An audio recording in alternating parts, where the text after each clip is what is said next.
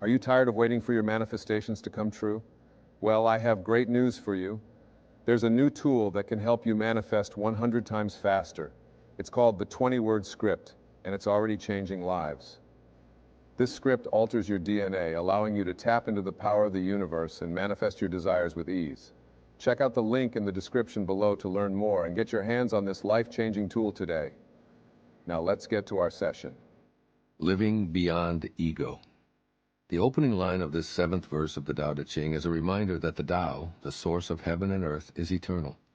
By extension, the original nature of life is everlasting and enduring. There is a quality that supports this durability, and that quality responds when we live from our Tao center rather than from our worldly ego center. Identifying exclusively with the physicality of life and basing our existence on acquiring and achieving things disregards our infinite nature and limits our awareness of Taoness. In such a finite system, it therefore seems logical to strive for possessions and accomplishments. Being civilized in most cultures primarily constitutes being consumed with attaining success in the acquisition of power and things, which supposedly will provide happiness and prevent unhappiness. The primary idea is of a self who's a separate being in a separate body, with a name and with cultural and biological data that are similar in values and patriotism to others.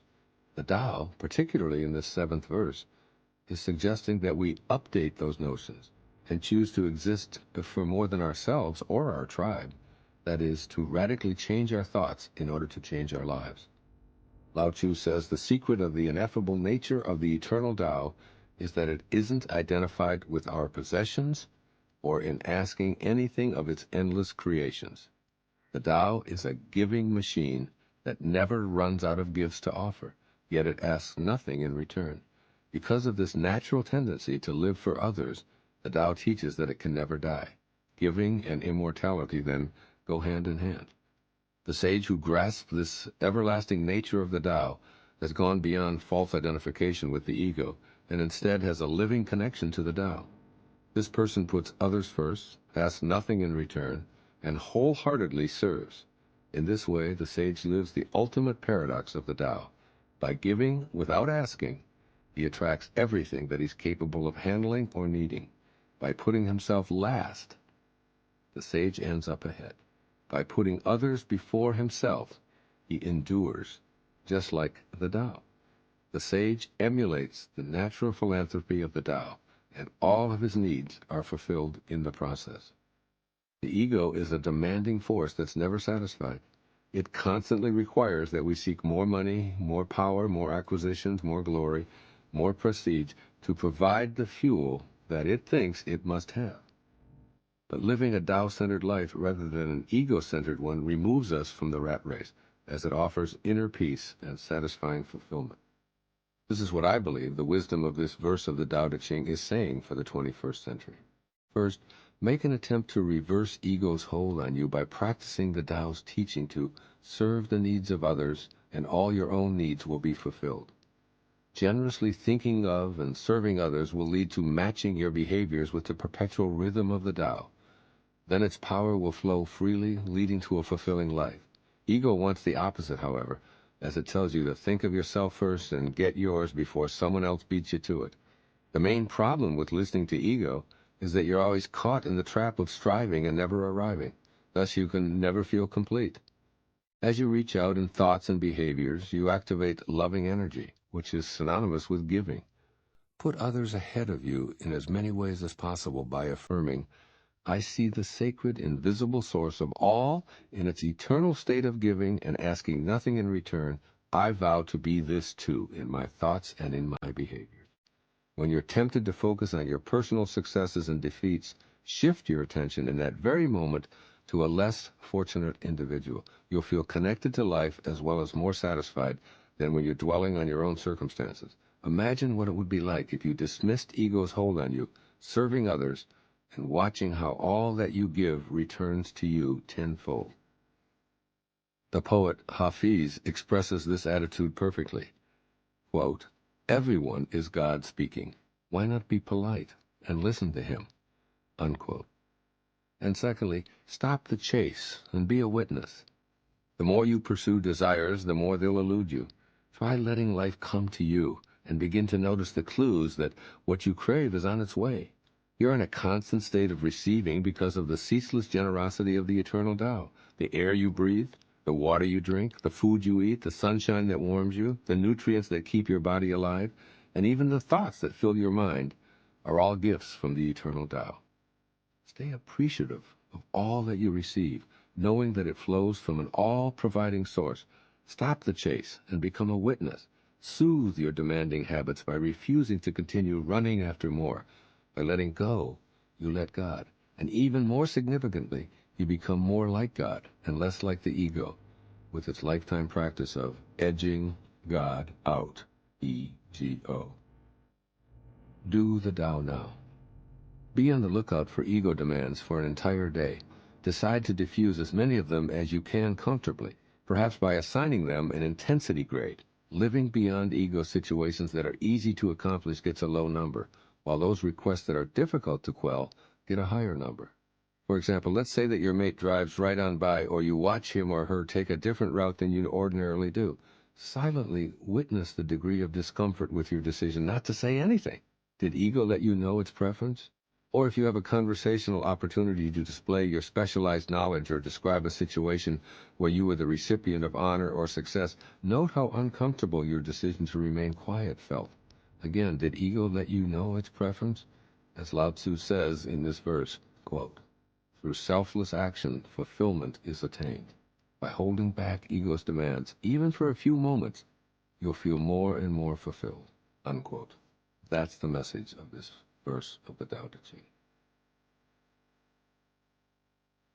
8th verse of the Tao Te Ching, quote, "The supreme good is like water, which nourishes all things without trying to. It flows to low places, loathed by all men. Therefore, it is like the Tao. Live in accordance with the nature of things. In dwelling, be close to the land. In meditation, go deep in the heart. In dealing with others, be gentle and kind. Stand by your word. Govern with equity. Be timely in choosing the right moment. One who lives in accordance with nature does not go against the way of things. He moves in harmony with the present moment, always knowing the truth of just what to do." Unquote. Living in the flow. The Tao and water are synonymous, according to the teachings of Lao Tzu. You are water. Water is you. Think about the first 9 months of your life after conception. You lived in and were nourished by amniotic fluid, which is truly unconditional love flowing into you, flowing as you. You are now 75% water, and your brain is 85% water, and the rest is simply muscled water. Think about the mysterious, magical nature of this liquid energy that we take for granted. Try to squeeze it, and it eludes us. Relax our hands into it, and we experience it readily. If it stays stationary, it will become stagnant. If it's allowed to flow, it will stay pure. It does not seek the high spots to be above it all, but settles for the lowest places. It gathers into rivers, lakes, and streams, courses to the sea, and then evaporates to fall again as rain. It maps out nothing, and it plays no favorites. It doesn't intend to provide sustenance to the animals and plants. It has no plans to irrigate the fields, to slake our thirst, or to provide the opportunity to swim, sail, ski, and scuba dive. These are some of the benefits that come naturally from water simply doing what it does and being what it is. The Tao asks you to clearly see the parallels between you and this naturally flowing substance that allows life to sustain itself. Live as water lives, since you are water. Become as contented as is the fluid that animates and supports you. Let your thoughts and behaviors move smoothly in accordance with the nature of all things. It's natural for you to be gentle, to allow others to be free to go where they're inclined to go, and to be as they need to be without interference from you. It is natural to trust in the eternal flow, to be true to your inner inclinations and stick to your words. It's natural to treat everyone as an equal. All of these lessons can be derived by observing how water, which sustains all life, behaves. It simply moves, and the benefits it provides occur from it being what it is, in harmony with the present moment and knowing the truth of precisely how to behave. What follows is what Lao Tzu might say to you based upon his writing of the 8th verse of the Tao Te Ching. First, When you're free to flow as water, you're free to communicate naturally. Information is exchanged, and knowledge advances in a way that benefits everyone. Be careful not to assign yourself a place of importance above anyone else. Be receptive to everyone, particularly those who may not routinely receive respect, such as the uneducated or the homeless or troubled members of our society. Go to the low places, loathed by all men, and have an open mind when you're there. Look for the Tao in everyone you encounter, and make a special effort to have acceptance, gentleness, and kindness course through you to others. By not being irritating, you'll be received with respect. By making every effort to avoid controlling the lives of others, you'll be in peaceful harmony with the natural order of the Tao. This is the way you nourish others without trying. Be like water, which creates opportunities for swimming and fishing and surfing and drinking and wading and sprinkling and floating and an endless list of benefits by not trying to do anything other than simply flow. And secondly, let your thoughts float freely. Forget about fighting life or trying to be something else. Rather, allow yourself to be like the material compound that comprises every aspect of your physical being. In the Hidden Messages of Water, Masaru Emoto explains that we are water, and water wants to be free. The author has thoroughly explored the ways in which this compound reacts, noting that by respecting and loving it, we can literally change its crystallization process. If kept in a container with the words love or thank you or you're beautiful imprinted on it, water becomes beautifully radiant crystals. Yet if the words on the container are you fool, Satan, or I will kill you, the crystals break apart, are distorted, and seem confused. The implications of Emoto's work are stupendous. Since our consciousness is located within us, and we're essentially water, then if we're out of balance in our intentions, it's within the realm of possibility that our intentions can impact the entire planet and beyond in a destructive way. As our Creator, the eternal Tao, might put it, water of life am I, poured forth for thirsty men. Do the Tao now. Drink water silently today, while reminding yourself with each sip to nourish others in the same life-flourishing ways that streams give to the animals and rain delivers to the plants. Note how many places water is there for you, serving you by flowing naturally. Say a prayer of gratitude for this life-sustaining, always-flowing substance. Thank you for joining our session today. If you're ready to take your manifestation game to the next level, head over to the link in the description and get your own copy of the script today to unlock the power of the universe and manifest your dreams with ease. But I've noticed that since I have begun to view the world that way and view people, even people who are behaving in a negative way or in an abusive way, I have a tendency to think that they're still good people who are acting out in a way that really isn't reflective of their divineness and who they are. I found that I hardly ever run into it anymore. I hardly ever run into negativity. I hardly ever run into people wanting to take advantage of me. I never think of people ever wanting to steal from me or take things from me or to push their way in front of me and so on. And it's almost like I have that expectation and it doesn't happen. I just don't see it. Or maybe I just have blinders on and I just simply don't see it. But whatever it is, it's like my view of the world has really shifted. So one of the ways to get people to treat you the way you want to be treated, I think, is to view people as good and decent and caring and important. And then to understand that your experience of everybody in your life is really nothing more than your thoughts about them. I mean, you can't be somebody else. You can't get behind somebody else's eyeballs and be another human being. So the only way you have to experience them is through your thoughts, through your process. So your experience of your coworkers and your husband and your children and everybody that you come into in your life is all done in your mind. That's where your experience of them takes place.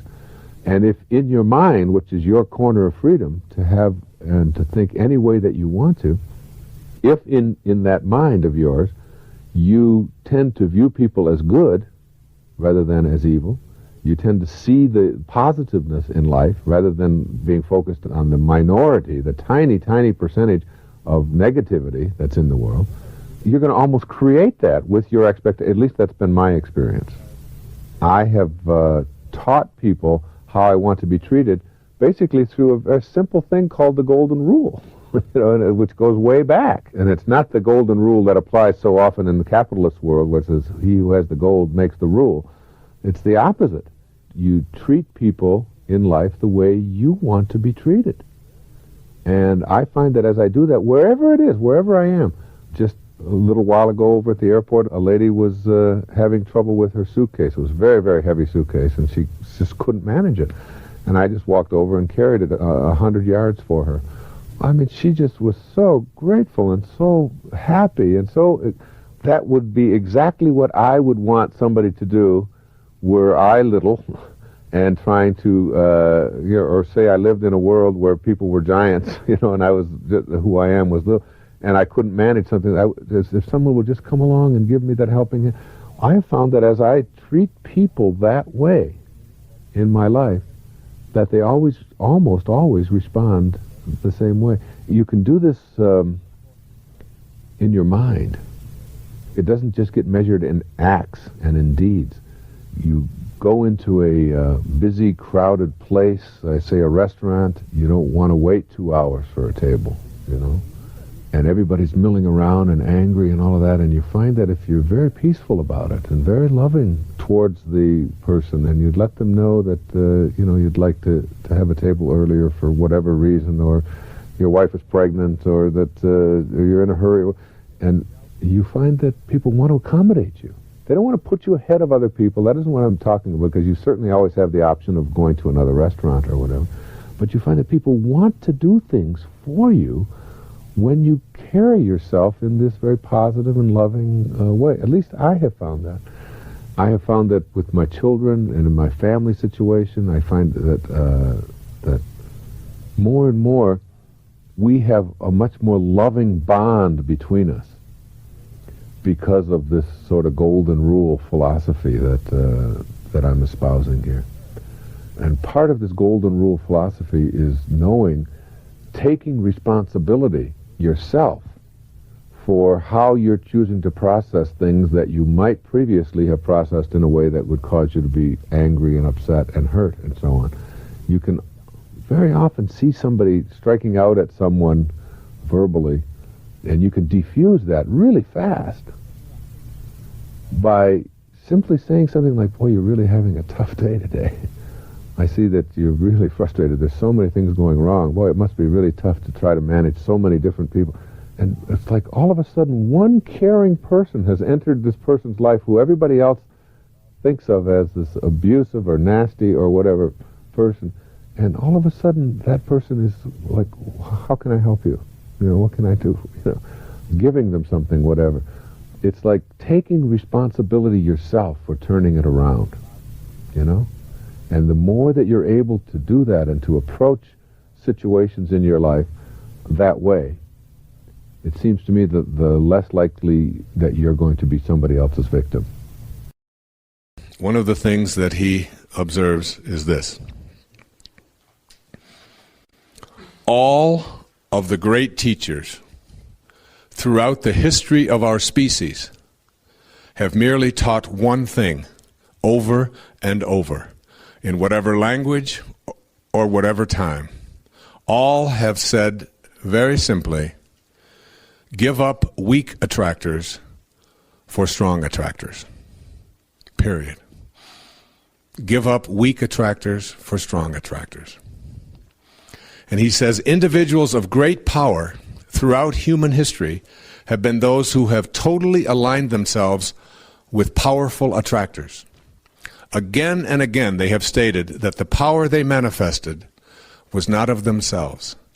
Each has attributed the source of the power to something greater than himself. All of the greatest teachers. That there is a power. And the division between power and force, if you look at the cover of the book, power is in white, a higher energy, and force is in dark, a lower energy. And what I'd like to do here is first kind of give you an idea of what the lowest attractors are. Photographs have energy, and even books, as I've talked about here in this program. And they've actually done studies where they'll take a photograph of someone who represents high spiritual principles, a Mother Teresa, a Jesus Christ, a Ramana Maharshi, a whomever. And they'll also take a photograph of that which represents very low and weakening energies, a Charles Manson, an Osama bin Laden, an Adolf Hitler, people who have represented evil to the eyes of many people. And they will have, people will not know what photograph that they are holding next to them, next to their chest, next to their heart. And the photograph of the person who represents higher spiritual values above 200 will allow them to stay strong, whereas the photograph of that which represents lower and slower energies will weaken them. It's almost defies our credibility, our sense of, is there really energy in everything? And kinesthesiology is one of the ways that we are learning to test that which will weaken us and that which will strengthen us. Is a muscle. And the body is surrounded, all of the organs of the body are surrounded by all of these muscles, all of which go weak when you use certain thoughts, or have certain pictures, or put certain substances into your body.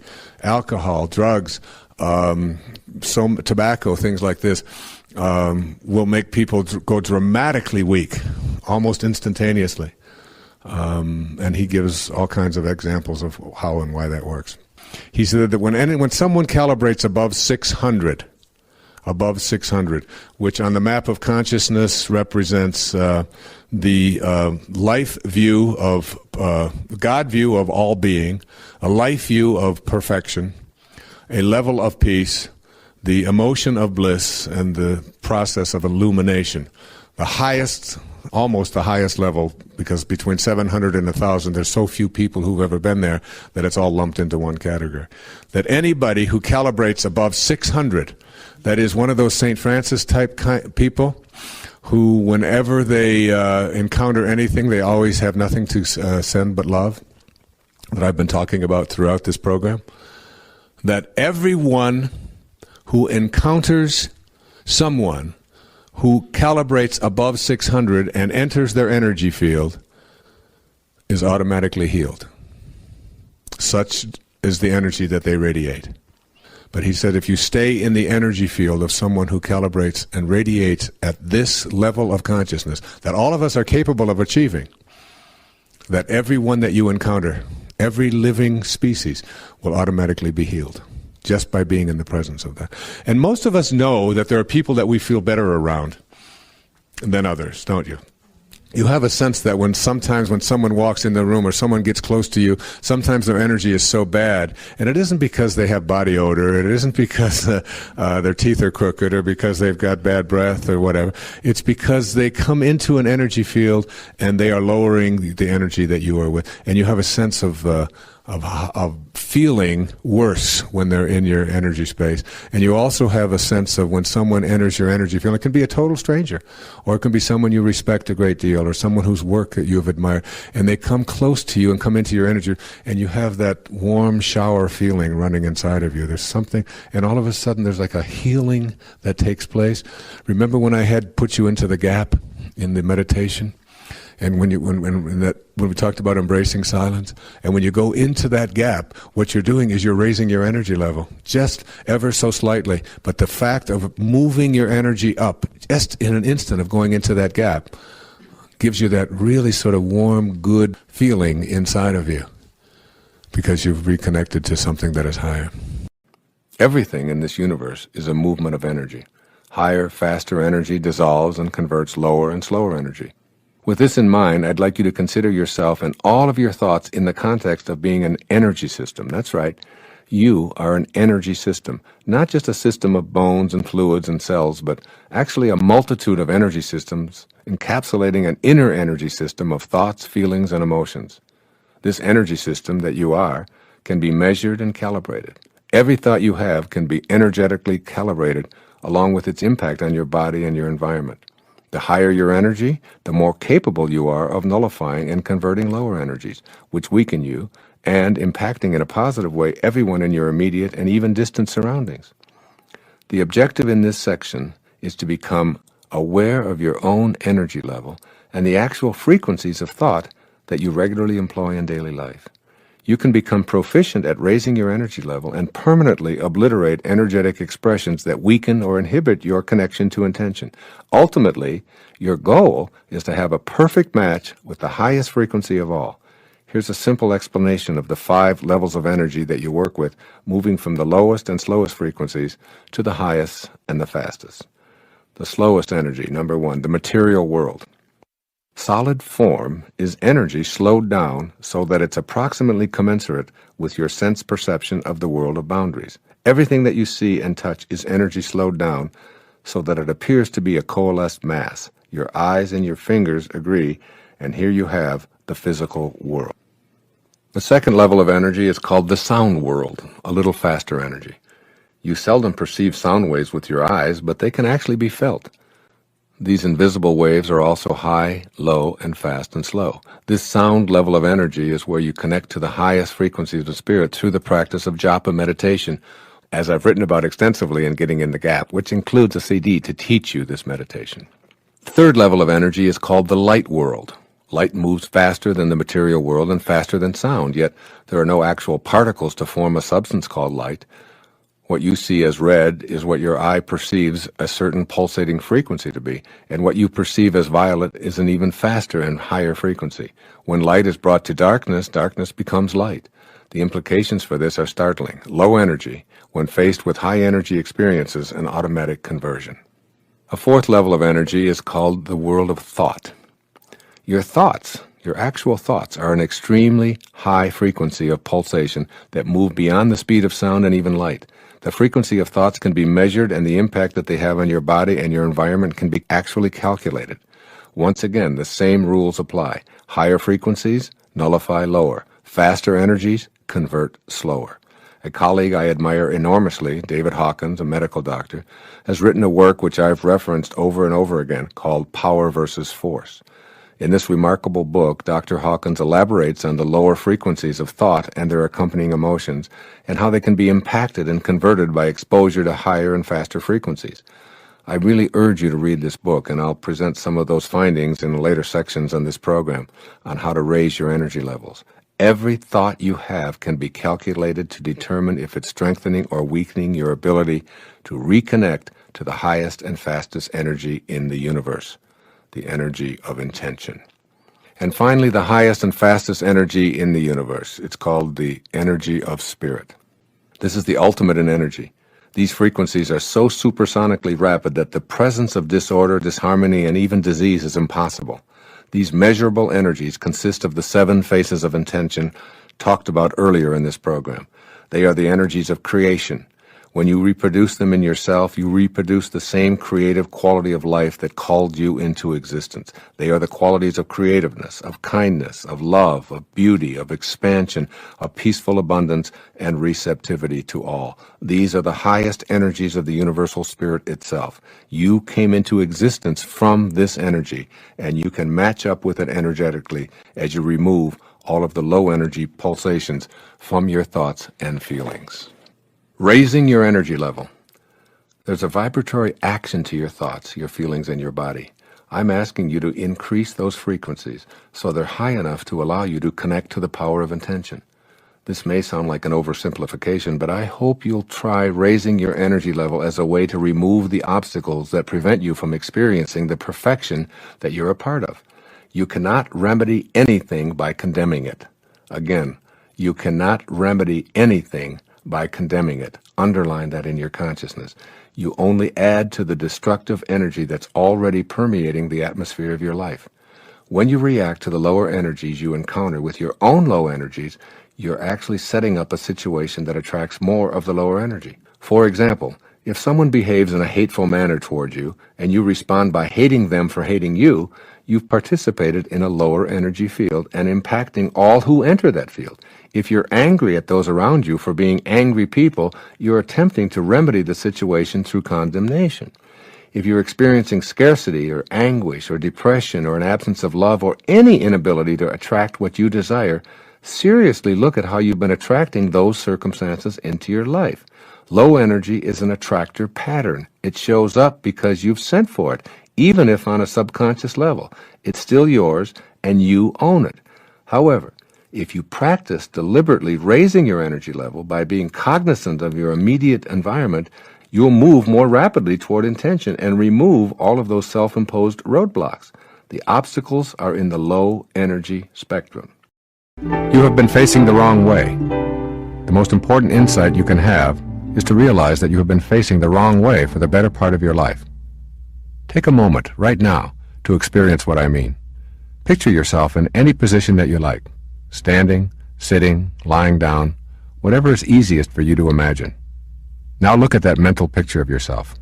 What you see in this exercise is a you who is always looking away from yourself, always looking outside of yourself. You are facing the wrong way. Now imagine being able to shift around and face the opposite direction. If you could in some magical way do so, then you would be facing inward. We've all been taught to look outside of ourselves for sustenance, to look beyond the self for power, love, prosperity, health, happiness, and spiritual fulfillment. We've been conditioned to believe we get life's bounty from somewhere outside of ourselves. But it's possible to reverse our gaze from outward to inward, and when we do, we find an energy we've sensed but not previously identified. There dwells within all human beings a divine energy. The power of this energy permeates our entire being and permits us to perform every function in the vast repertoire of human thoughts and behaviors. There are two aspects to this divine energy. The outer aspect causes the heart to beat and the lungs to inflate and the senses to function. It essentially keeps our physical bodies alive. The inner aspect of this energy is dormant, but it can be awakened. This inner universe is vaster than the outer universe. Inner joy makes all joy that is experienced in the world of the senses seem meaningless. When the divine light within you is experienced directly, it adds a radiance to life unlike anything that can be described with words or pictures. When you discover your sacred self, you awaken this dormant inner energy and let it guide your life. The word most commonly used to describe this inner force is spiritual. When I talk about spirituality and being spiritual, I am describing an attitude toward God and the inner journey of enlightenment. I'm speaking of expanding the godlike qualities of love, forgiveness, kindness, and bliss within ourselves. In my interpretation, spirituality is not dogma or rules. It is light and joy and focuses on the experience of love and inner bliss, radiating those qualities outward. I call the journey to discover your sacred self your sacred quest. You need to begin looking inward at who you are and why you are here instead of outward at the physical world and things within it. There was an instant in time when you were nowhere. The moment before your conception, you were nowhere. Then, in one holy instant, you went from nowhere to now here. There will be another holy instant when you will go from nowhere to now here. We call that moment death, yet you, the divine, changeless, eternal, invisible you, will live on. If it is true that we are a part of an intelligent system, we can assume that we go from nowhere to now here for some purpose. With this realization, you can stop doubting that you are a divine creation with purpose and just accept that you are. You are a part of this intelligent system, and you are here for some divine reason. That reason, you can surely guess, is concerned with the spiritual inner energy I am writing about. Knowing your spiritual self is your sacred quest and your life challenge. So many of us have grown up believing that who we are is this body we carry around, the job we perform, and the religion we practice. Our lives are involved with externals at the same time that we see that they are always changing and shifting. Yet somewhere inside of ourselves, we feel the same. You may not have given that self aspect much of your awareness, but if you do, you will discover an inner self that never changes but is trapped in a changing world.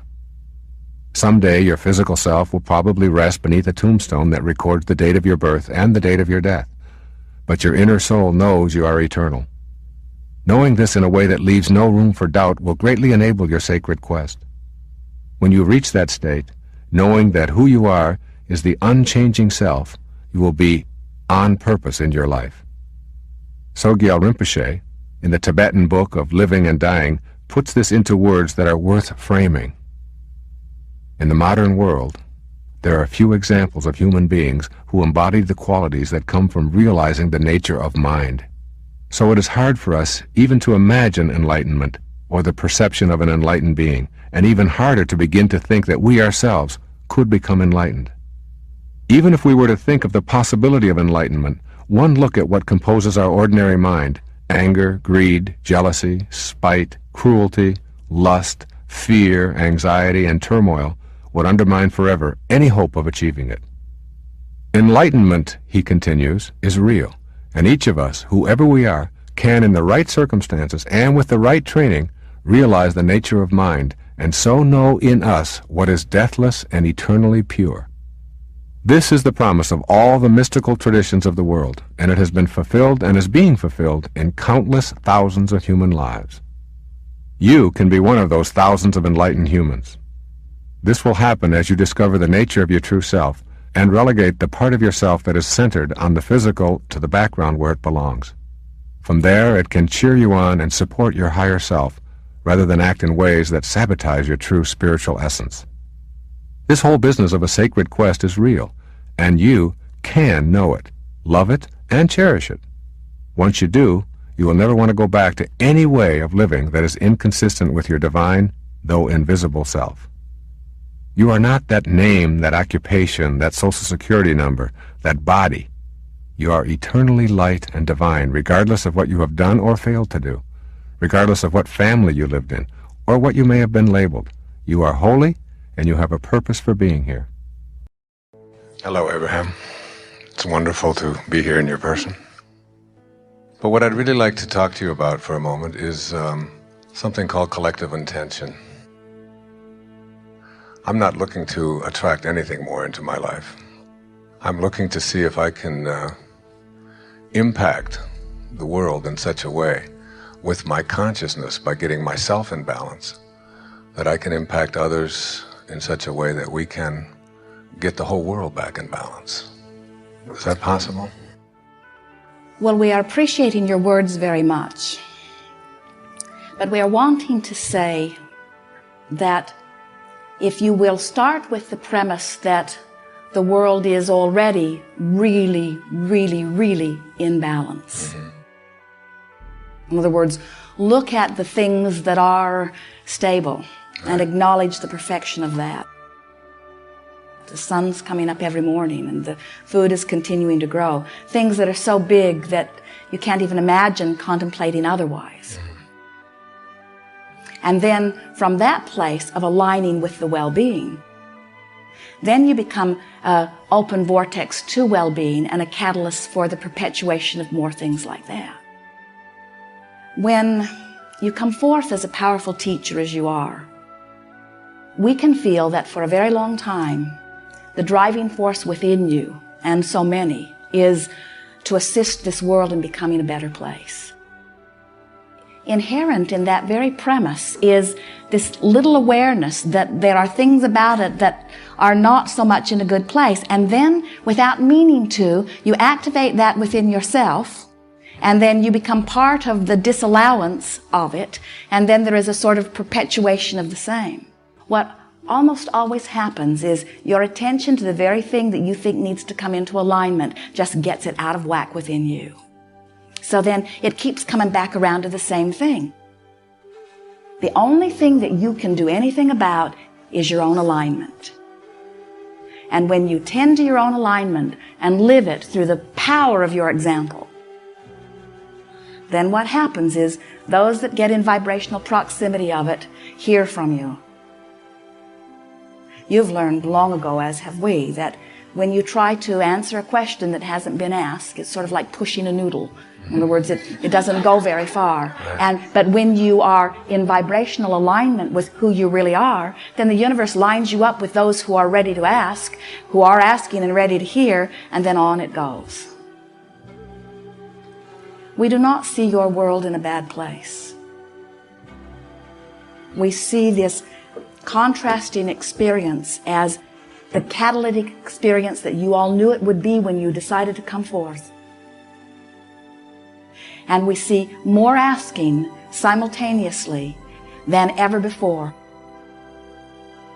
So the summoning of source energy is greater than it has ever been before. Which means those who are finding alignment with the energy are thriving in new and wonderful ways. And those who aren't are not thriving in new and powerful ways, you see.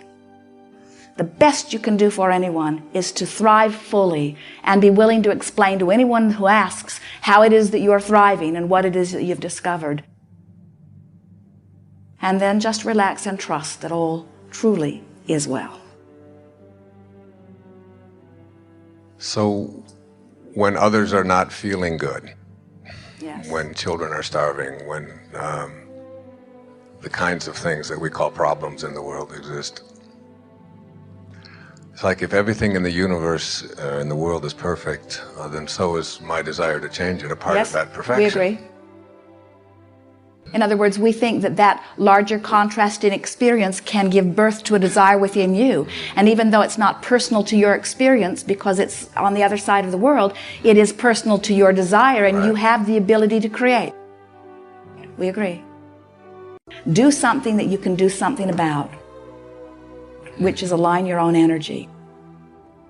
And then we soothe you, not in a sort of placating way, but we want to let you know the power of what you do. When you observe and feel the desire that is born from you, and then you get into alignment with it, you do carve a pathway for the future experience of that. And future experiences do happen beneficially from that which you have laid out. As you are able to interact without losing your balance, then you are connected to source energy. You're like a satellite dish that is beaming the signal in a more powerful way.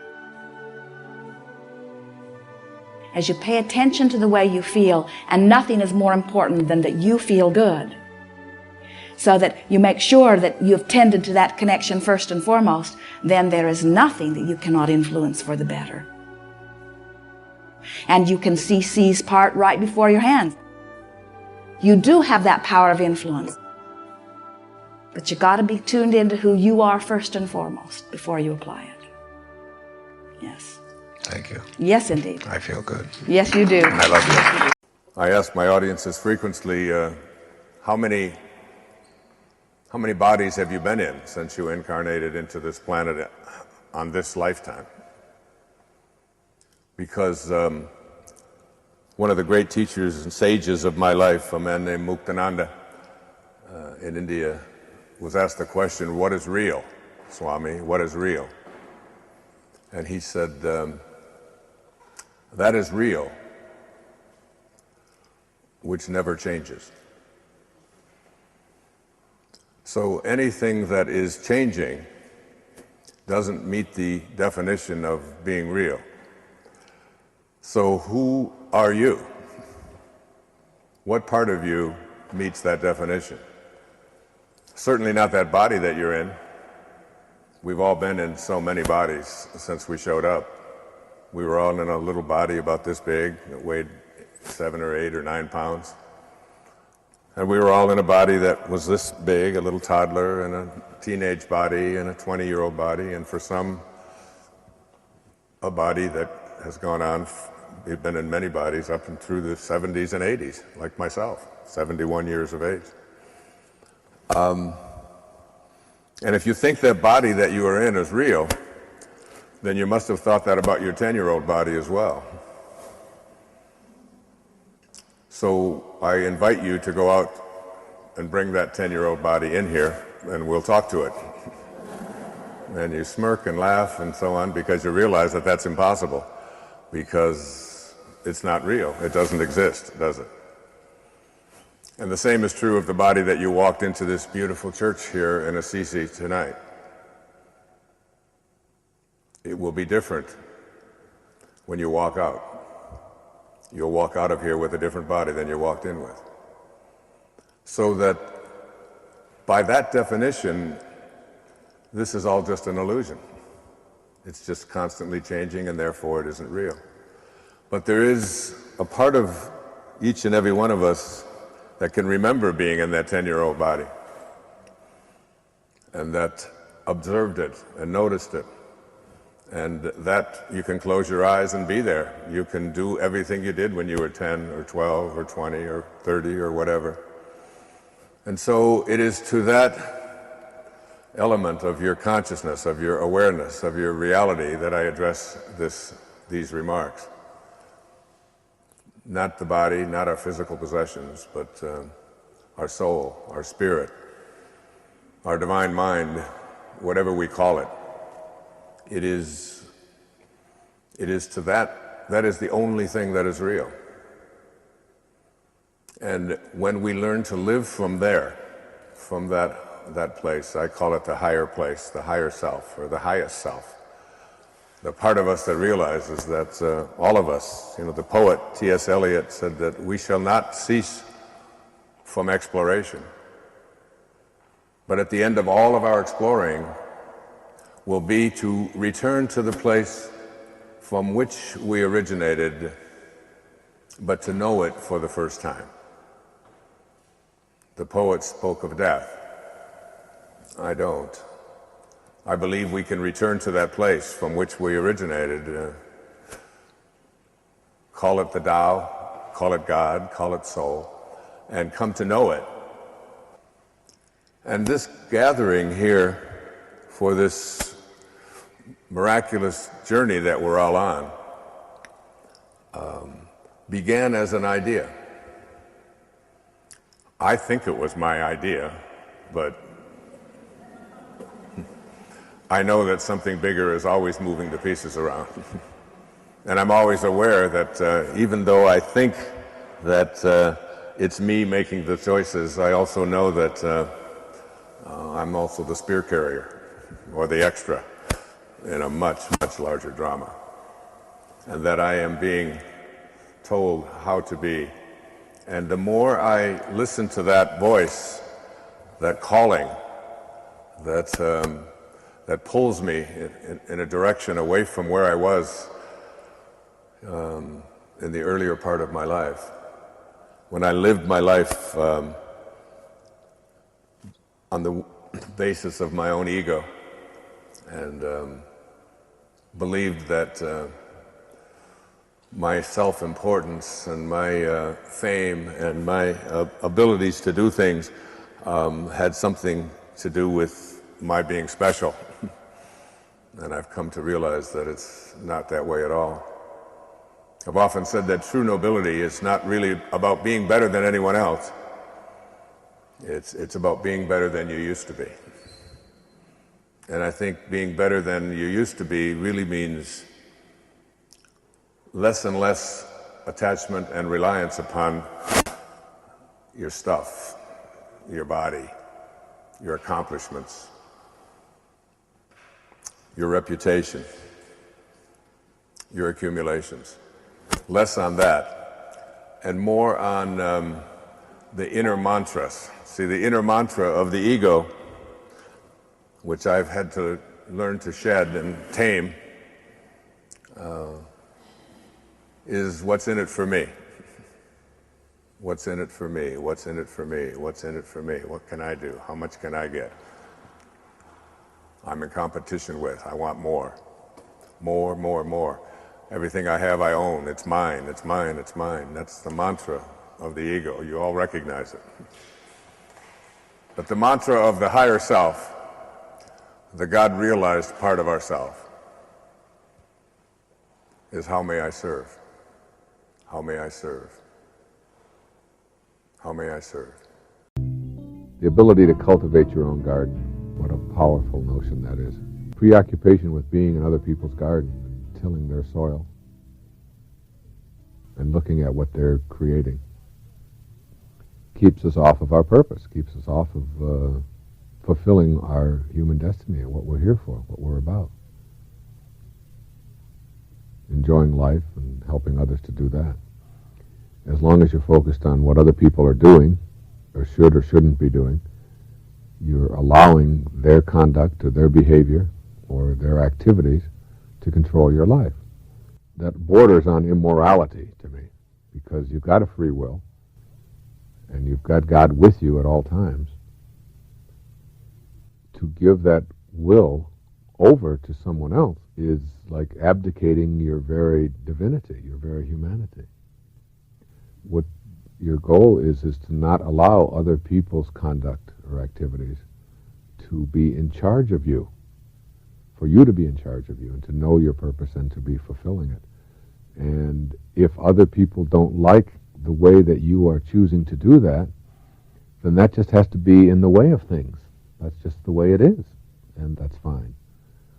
If it can't be fine, then you have to stop and assess and look at yourself and say, why am I allowing other people's opinions or behavior or conduct to interfere with my own fulfillment or my own happiness? And know that that's what you're doing at the time that you're finding yourself upset with other people's poking their nose into your garden. And then you find yourself not poking your nose into their garden as well, because when you're on purpose, when you are living your life and conducting yourself in terms of loving and giving and sharing, then you're not on outcome. You're not at all concerned about whether this person likes that or not. I have found that one of the major changes for me in the past 5 or 6 years has been my almost indifference to what people think of what I'm doing. I find that I write now, when I write, on purpose, not on outcome. There was a time, I think, when I was more on outcome, on what's it going to look like, how's it going to sell, how's it going to do, and so on.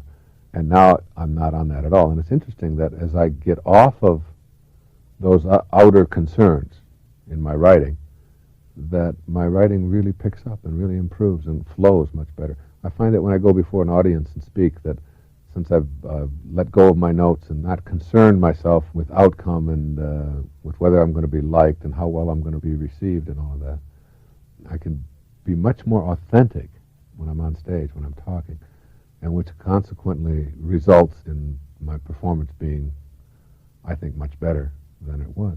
And it isn't that I'm a better performer, it's that I'm on purpose. And I'm not concerning myself with all of the worrisome things that you can never get an answer to. That is, how is everybody going to like me, and how am I being received, and all of that sort of thing. So, more and more in my life, it isn't that I've made a decision, all right, now that I'm enlightened, I no longer am going to be concerned about what other people think of me. It's that it just simply doesn't occur to me any longer to be consumed with what other people think of what I'm doing. And the reverse of that, which is really nice, is that I'm not concerned about what other people are doing. I mean, I'm grateful that there are people out there who are doing a lot of the things that I would find just treacherous to do.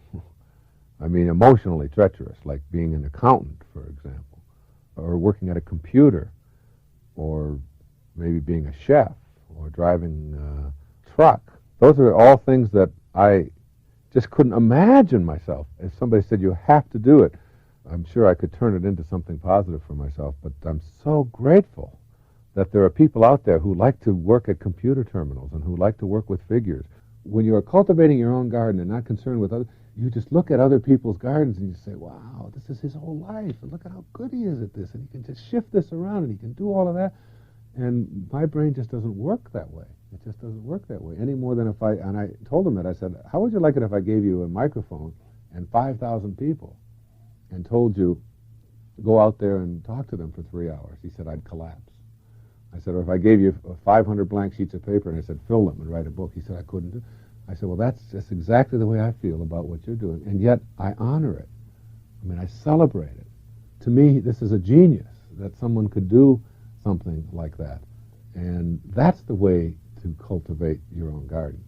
If you're a person who feels that you can't do that, or that's difficult for you, or you have to have your hands in on every little detail, and then you fill the other people with resentment towards you, then that's the payoff that you're going to get. You're going to be continuously frustrated. You're going to find yourself an unhappy person. You're going to find yourself judging other people and using your standards. You're going to find yourself doing the big no-no.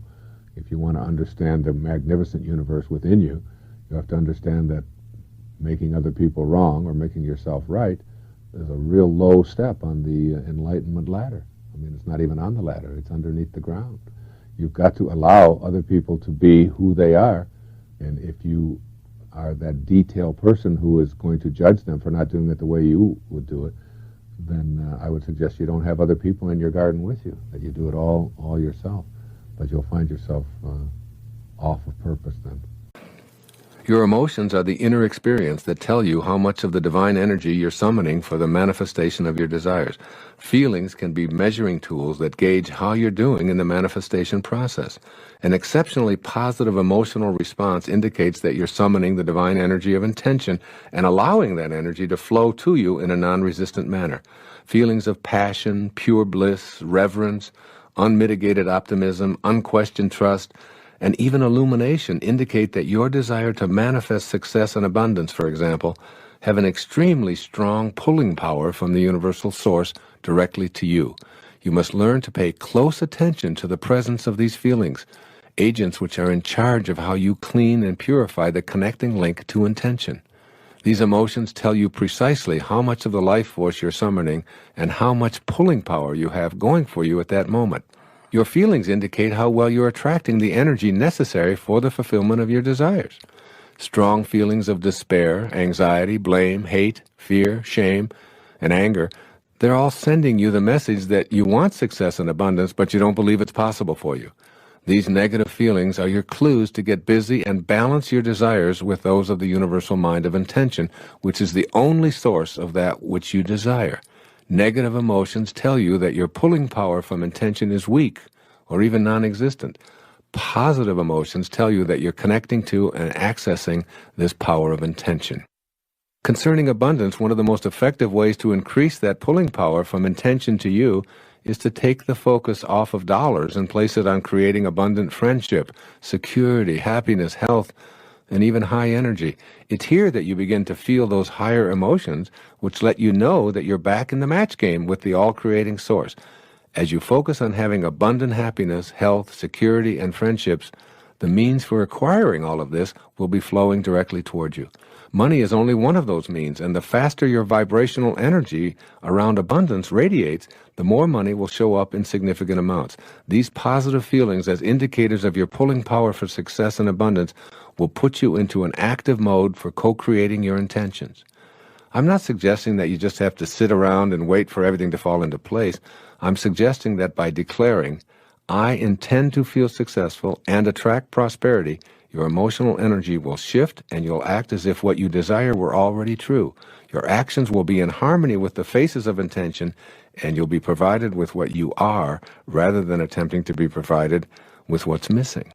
Monitor your emotions as a guidance system for your connection to the universal mind of intention. When you're experiencing low-energy emotions of rage, anger, hatred, anxiety, despair, and the like, that's a clue that while your desires may be strong, they're completely out of sync with the field of intention. Remind yourself in these moments that you want to feel good, and see if you can activate a thought that supports your feeling good. Develop an attitude of gratitude for all that manifests into your life. Be thankful and filled with awe and appreciation, even if what you desire hasn't arrived yet. Even the darkest days of your life are to be looked on with gratitude. Everything coming from Source is on purpose. Be thankful while empowering your reconnection to that from which you and everything else originated. The energy that creates worlds and universes is within you. It works through attraction and energy. Everything vibrates. Everything has a vibratory frequency. As St. Paul once said, God is able to provide you with every blessing in abundance. Tune to God's frequency, and you will soon know it beyond any and all doubt. Remember that your natural state is joy. You are a product of joy and love. It's natural for you to experience these feelings. You've come to believe that feeling bad, anxious, or even depressed is natural, particularly when people and events around you are in low-energy modes. Remind yourself as frequently as necessary, I come from peace and joy. Anytime I'm anxious, stressed out, depressed, or fearful, I've abandoned my natural state. Make a conscious choice to select a thought that will activate good feelings. I urge you to choose your thought based exclusively on how it makes you feel rather than how popular it is or how well advertised. Ask yourself, does this new thought make me feel good? No? Well, how about this thought? Not really. Here's another. Ultimately, you'll come up with one that makes you feel good, if only temporarily. Your choice might be the thought of a beautiful sunset, the expression of the face of someone that you really love, or a thrilling experience. It's only important that it resonate within you emotionally and physically as a good feeling. Spend some time observing babies and vow to emulate their joy. You didn't come forth into this world to suffer, to be anxious, fearful, stressful, or depressed. You came from the God consciousness of joy. Just watch little babies. They've done nothing to be so happy about. They don't work, they poop in their pants, and they have no goals other than to expand and grow and explore this amazing world. They love everyone. They're completely entertained by a plastic bottle or a goofy face, and they're in a constant state of love. Yet they have no teeth, no hair, and they're pudgy and flatulent. How could they possibly be so joyful and easily pleased? Because they're still in harmony with the source that intended them here. They have no resistance to being joyful. Be like that baby you once were in terms of being joyful. You don't need a reason to be happy. Your desire to be so is sufficient. Rabindranath Tagore, one of my favorite spiritual teachers. I slept, he says, and dreamt that life was joy. I awoke and saw that life was service. I acted, and behold, service was joy. It can all be joy in your inner and outer worlds. Sleep and dream of joy, and remember above all else, you feel good, not because the world is right, but your world is right because you feel good.